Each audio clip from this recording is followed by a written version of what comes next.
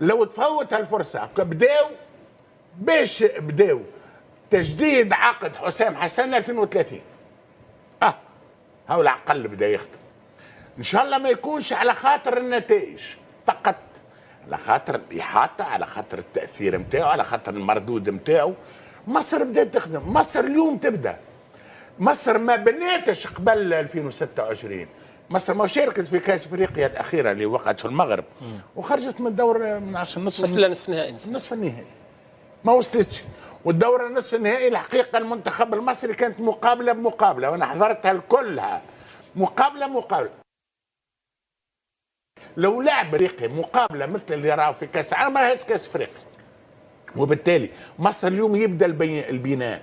وردوا بالنا، شوف اللي يخوف انه بعد نكسه نخبيو رؤوسنا، واللي يخوف انه بعد فرحه ايضا نغمسوا في الفرحه وننساو البناء، نبناو على الفرحه خير من اللي نبناو على نكسه. فتحتي الحديث على مصر، جمال تشخيص الحاله المصريه فيه مخاوف عده، اليوم يخافون من جيل 6 8 10 الذي سيطر على أفريقيا بعد ما رفع رؤوس المصريين عاليا وعمت الفرحة.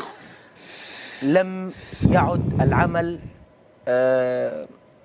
على سياق صحيح بحكم أن وجدوا أنفسهم في القمة. اليوم في بعض التعليقات تخاف من أن المنتخب هذا في القمة مرشح للمسابقات القارية القادمة، فيجب علينا العمل كي لا ننتكس مثل ما حدث من 2010 وتعالى.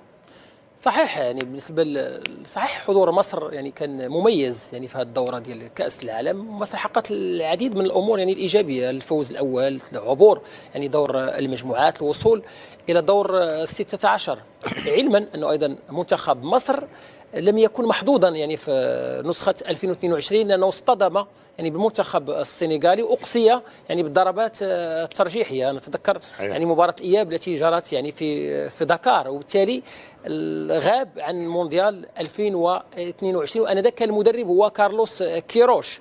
واللي كان مؤسف انه يعني منتخب مصر انذاك اقصي امام السنغال بالضربات الترجيحيه، ومع ذلك تعرض يعني كارلوس كيروش لحمله غير مفهومه، يعني رمت به يعني خارج يعني منتخب مصر، فدخل ايضا في مسار ايضا اخر يعني من الاختيارات اللي كانت ايضا يعني سلبيه قبل ما يتم العوده يعني الى المدرب المحلي وحسام حسن تحديدا بعد يعني كاس افريقيا بالكوت ديفوار اللي انذاك كان المنتخب المصري ايضا خرج من دور 16 وايضا كان يعني بالضربات الترجيحيه.